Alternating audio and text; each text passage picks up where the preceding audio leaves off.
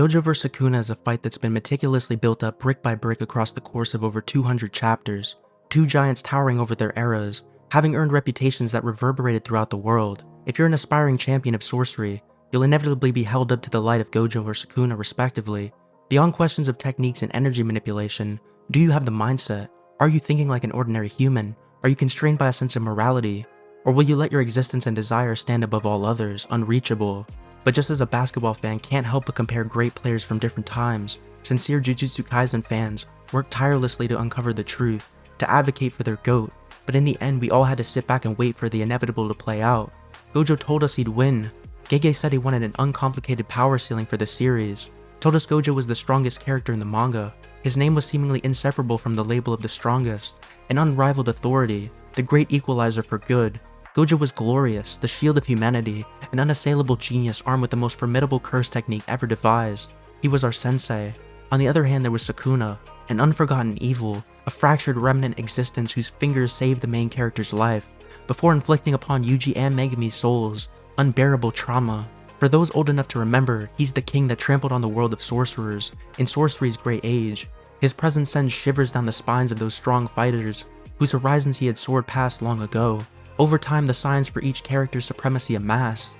Gege was very well aware of the importance in keeping a balanced narrative depiction of these characters, since we'd end up on the edge of our seats during the most uncertain, turbulent fight that I've ever read, an uncertainty that the other characters were no more free from than us. The true bounds of these fighters' power cast a vast shadow of ignorance across every observer. This didn't come as a surprise.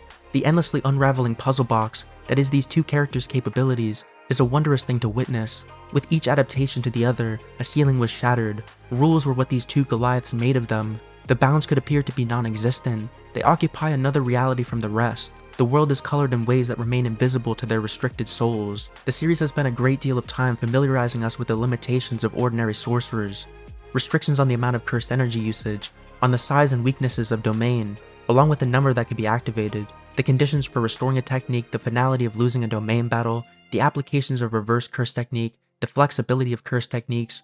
All of these standards and more became opportunities for Gege to depict some truly non-standard battle capabilities, and our naive sense of understanding for what was to be expected and what was possible going into this fight largely explains the immense fear of failure that permeates the entire fight. Chapter 225 of JJK was terrifying.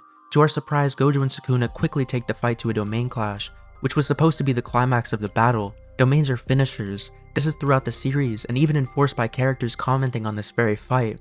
We didn't know how their domains would interact. Gege was very clever to let us know far back about Sukuna's impeccable barrier capabilities, a heavenly ability of impossible talent to produce, seemingly the pinnacle of domain expansion. Surely this put some doubt into how we'd expect their domain clash to go. The observers again expressed those same concerns. Keep in mind this isn't the only anxiety-producing curiosity that had been cultivated in preparation for the fight. Maharaga and the 10 Shadows technique was constantly giving me and my friends concern, because Gojo told Megami way back that the old 10 Shadows and Limitless 6 Eyes users both died fighting one another. Not a pleasant narrative signal for a Gojo fan, and it does appear to be the decisive factor in the fight, which is a subtle piece of foreshadowing, but we'll get to that later in all its ugliness. It took a lot for me to focus on the positive parts of this fight, which is the majority, but unfortunately that screw up at the end leaves quite a stain. Now this early domain deployment looked bad at the time. The expectation would have been a fight that builds up to a domain clash, and aware of the potential in that, I was disappointed. However, we have to consider the decision in greater context as well. This battle is as much an expression of Gojo and Sukuna's madness as it's an expression of Akutami's. Gojo's sudden loss in the domain battle to something as unfair as attacking the outside of his barrier, where domains are supposed to be easy to break, and leaving us with Gojo getting his neck cut was too absurd to be real. It was a heart and jaw-dropping moment for everyone. Sukuna fans declared victory. Gojo had been overcome at the peak of his jujutsu, left unprotected against the relentless assault of Malevolent Shrine. A stream of questions ensued. How could this end here? No way this fight would end within 3 chapters, but it strained the imagination to come up with a concrete answer for how Gojo could overcome. For Gege, the answer would be as ridiculous as what came before it. This is his madness after all, something you'd be called delusional for believing in, but those limits of the imagination is where these fighters are meant to thrive, yet again creating the rules from this plane of higher authority. Fight has only begun. Gojo endures as the blades cut into every inch of his flesh. He performs the most overwhelming display of resilience and grit. Even as the man's eyeballs are getting sliced, he remains standing. Not only does he endure, he laughs abruptly, savors the moment, Now knowing that his opponent's technique is far inferior to the limitless, this is the most turbulent fight I've ever witnessed. In one moment, mortal fear from the viewer, the person we place more chips than we can count into success is about to be obliterated. He can't use a curse technique and his body gets totally shredded, blood flowing off every inch of him. This was in a matter of 2 pages, both the most personally violating, invasive, desecrating, vulnerable, disturbing, and saddening moment I've ever seen in the series, and also the most glorious, unexpected, resolved, defiant uprising of one of the coolest characters to ever grace the black and white pages. You really had to be there. This was an unrivaled level of terror turned exhilaration. I mentioned in a previous Gojo video how Gojo's position as untouchable was used to great effect in his fight with Toji. Seeing Gojo harm seemed to break our idea of him. This is exploited when Toji gives Gojo a terrible carving and discrediting. It was easier to compute because this is a younger Gojo, not necessarily having earned that title of the strongest, and yet to perfect his curse techniques, but nonetheless that was extremely shocking. Here it's fully manifested Gojo, and he's given a far more gruesome treatment, to the point all the mind could react with was a picture of inevitable death. The author has cultivated both a punishing and unpredictable series, where it often feels like no one's fate is set in stone, and no one is safe. Would he continue to play his role as the strongest? We thought Yuji's role was to eat all the fingers to get rid of Sukuna. Now he's been relegated to the background as Sukuna occupies Megami's body instead, free. Would this fight even be a fair battle between Gojo and Sukuna? We saw a domain clash get interrupted by someone we'd never expect to show up during Yuta's fight at Sunday Colony. Yuji's already lost one teacher back in Shibuya. In a world where power is quantified by negative emotions, it's no wonder that evil is so at home. This is the big championship fight everything's been building to. Making it that fight in particular, we expect no holds bar. For the author to lay every card on the table, if it means a fantastic fight, the author has, let's say, a tendency to take Gojo out of the picture. There's a real reason for this too, from a story perspective. As Kenjaku said, he's just too strong, he's in the way of the bad guy's plans. Gojo was too strong for his own good. Would Gege use this as his one shot to remove Gojo, to pave the way for the rest of the cast to come into their own, forced to continue evolution like we'd seen in Gojo's absence prior? Perhaps with some hard-earned lessons from their sensei's most captivating display of Jujutsu's finest. After all, they've been on the sidelines monitoring every advancement, recalibrating their notion of possibility at a steady rate. This may appear the best solution for Gege, looking to secure the most future potential for the story. The point I'm making is the stakes of the fight were prepared perfectly, where a huge character death was 100% on the table.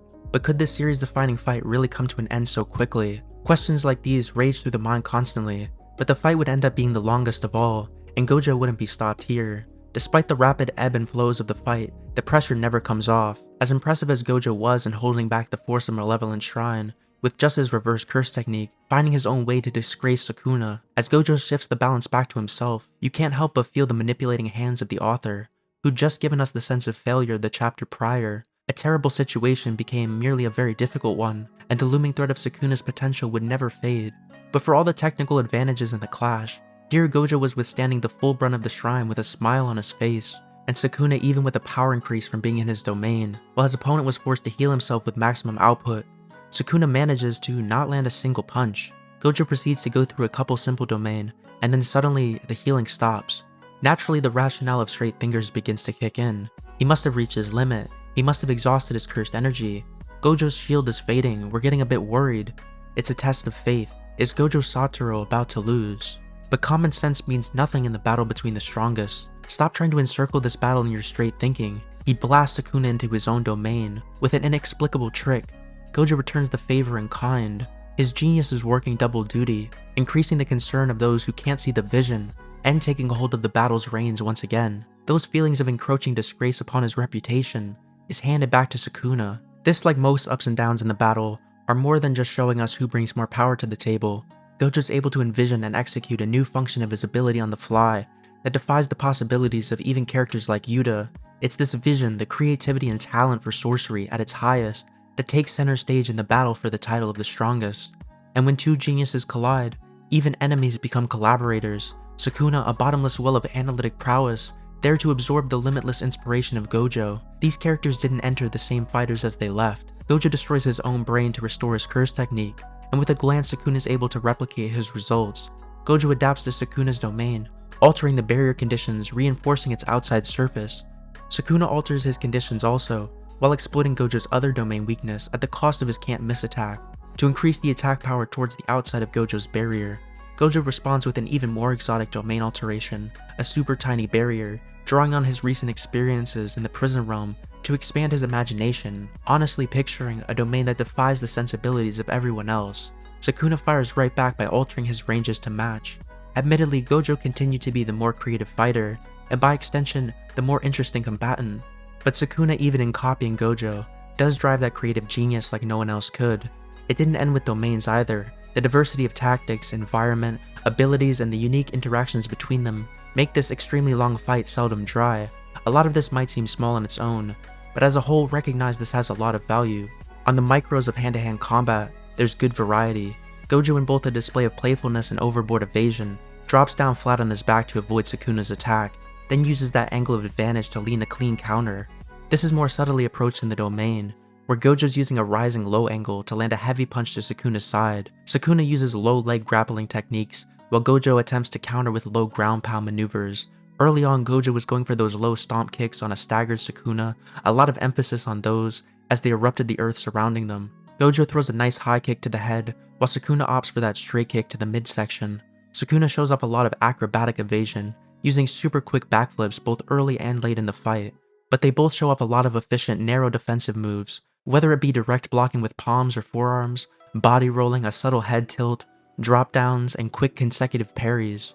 This dynamic combat is further heightened by all the environmental work, which brings more angles, verticality, destruction, and free movement into the picture.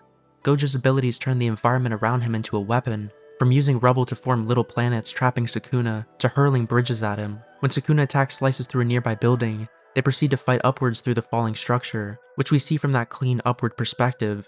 Later the fight goes horizontal as they fight standing off the side of another building, which we view from that downward angle displaying the height. The ground is by no means the limit in this fight, as they're pretty much flying through the air a lot of the time.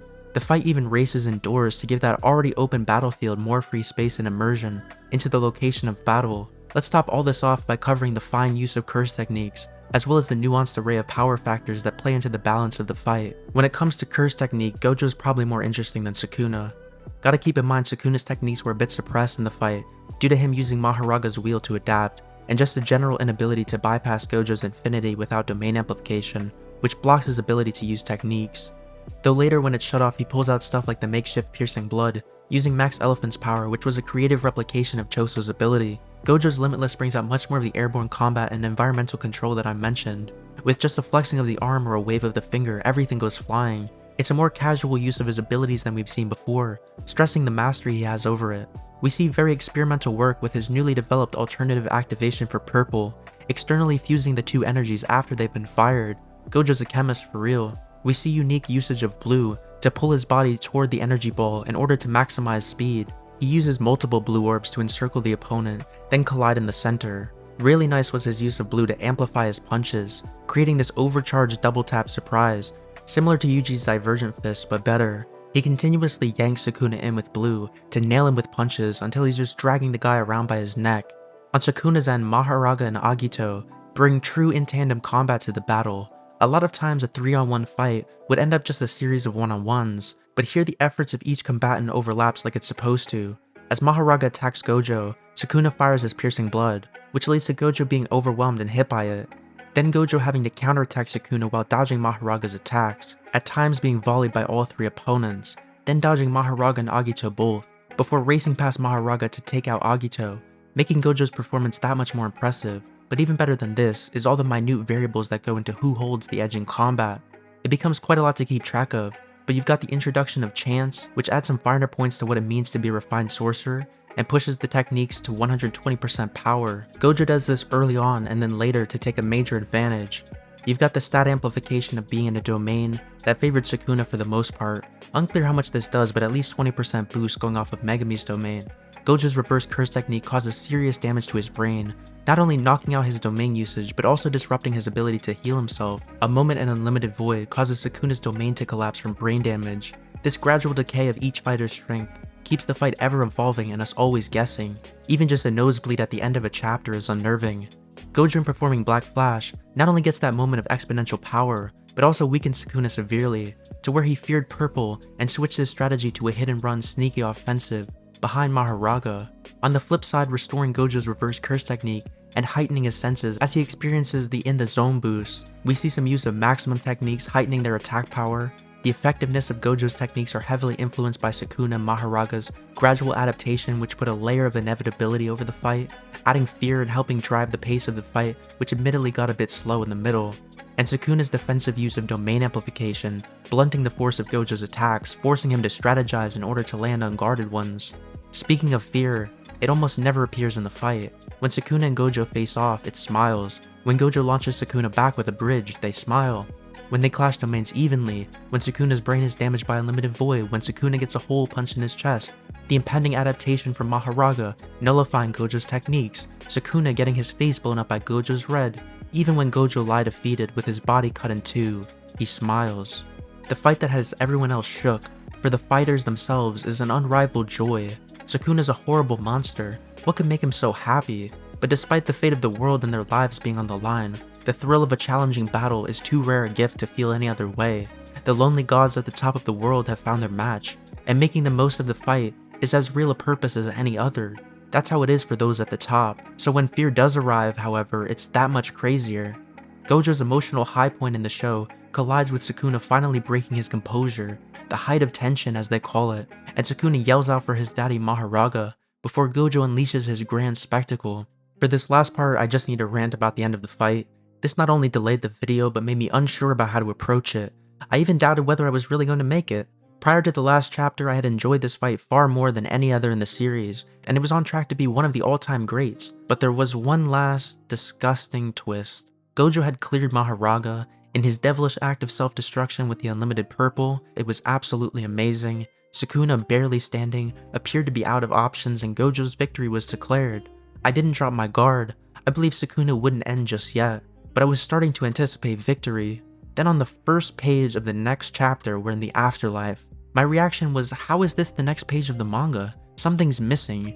Gojo starts discussing his loss to Sukuna. What? Excuse me, sir, wind that shit back. Gojo and Sukuna are supposed to be fighting. Gojo says he's happy to lose to someone strong, but he regrets that Sukuna couldn't go all out and doubts he would have won even if Sukuna didn't have Megumi's 10 shadows. Gojo is folding. He's discrediting himself. His ego is gone. Gojo then lies dead, cut in half, the first time we return to the battlefield. What the hell happened? It's explained after the fact. After the fact! For the final and decisive attack of the most awaited and intense fight in all of Jujutsu Kaisen, he went from on the verge of victory to suddenly killed off screen. The most popular character got killed off screen. My mind's connection to the series was immediately severed. The logic couldn't be computed. This can't be a canon depiction. Gege claims to have skipped a chapter by accident. Are they trolling? I want to believe them, but either way, I and many others have suffered. If they showed it, this could have brought shock, pain, disbelief, sadness, powerful storytelling. We would have seen what happened to Gojo, and then returned to that state of panic from the start. Then wondering if he'd live. That cut to the afterlife would have brought the sorrow we're looking for in this sort of character death. I think a slower burn to the end rather than a sudden plot twist of Sukuna's cutting the world attack would have left us feeling more admiration for their efforts, not feeling cheated as Gojo would have likely been surprised by the attack. Perhaps Gege felt written into a corner, away from a fair win for Sukuna, but what we got was confusion around how this could possibly be how it all ends. This is one of the great betrayals, and I may never look at the series the same. But that's all for today, hope you enjoyed it. This was your boy Woski breaking down Gojo vs Sukuna. Like and subscribe for more, and I'll see you later, peace.